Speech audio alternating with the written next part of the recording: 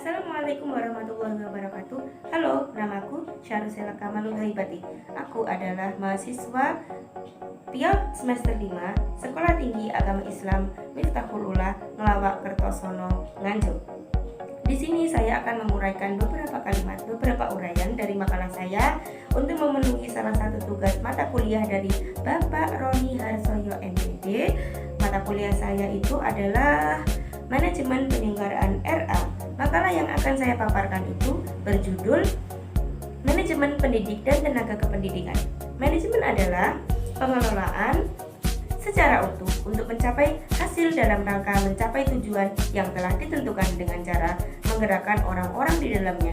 Terkait dengan manajemen pendidikan dan tenaga kependidikan, maka orang-orang di dalamnya adalah guru, kepala sekolah, dan para jajaran yang lainnya yang mempunyai tujuan yang sama, tujuan yang besar dalam mengembangkan lembaganya sesuai dengan aturan dan tatanan kependidikan, baik dalam perencanaan, pemrosesan, latihan, penerimaan hasil yang diinginkan, dan beserta proses-proses selanjutnya.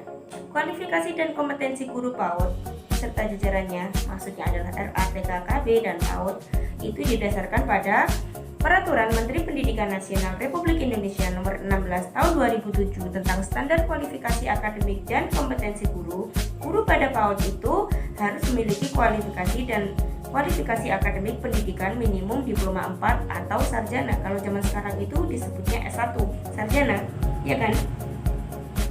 Manajemen tenaga pendidik dan kependidikan merupakan bagian dari manajemen sumber daya manusia. Dalam singkatannya itu SDM.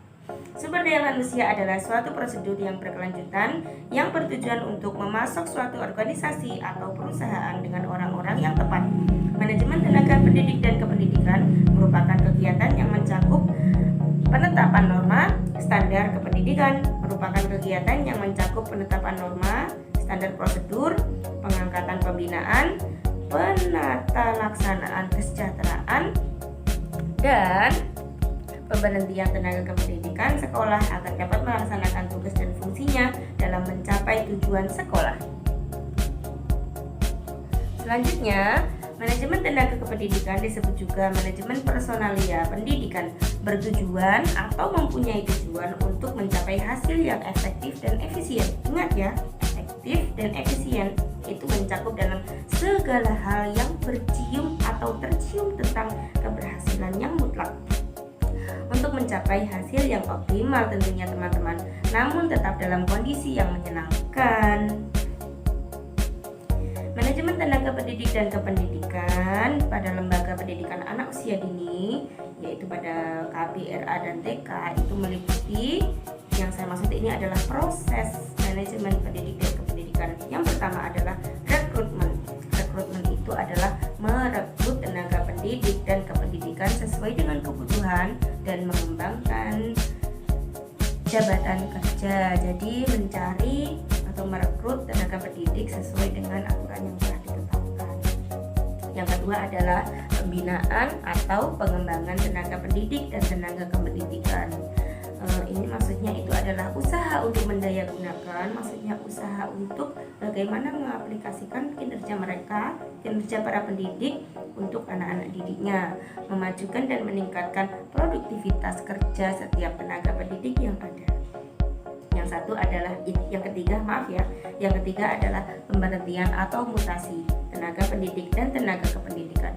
Pemberhentian ini maksudnya adalah pemberhentian tenaga pendidik merupakan proses yang membuat tenaga pendidik tidak lagi dapat melakukan tugas pekerjaan atau fungsi jabatannya untuk sementara ataupun untuk selama-lamanya. Ini terjadi biasanya jika tenaga pendidik itu ada yang mengundurkan diri atau dipindahkan PNS dan yang lain-lain.